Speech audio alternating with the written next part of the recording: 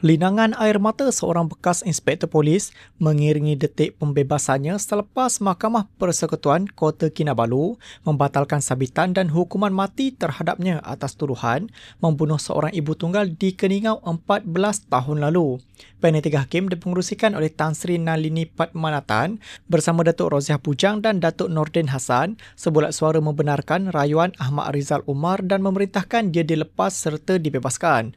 Ahmad Rizal Umar, 43 tahun, didapati bersalah dan dijatuhi hukuman mati oleh Mahkamah Tinggi Kota Kinabalu pada 25 Jun 2020 kerana membunuh Kartini Borhan, 27 tahun, antara jam 4 pagi dan 5 pagi pada 29 September 2011 di sebuah rumah di Taman Adika Keningau. Rayuan awalnya terhadap sabitan dan hukuman itu ditolak oleh Mahkamah Rayuan pada 23 September 2024 menyebabkan beliau membuat rayuan di Mahkamah Persekutuan.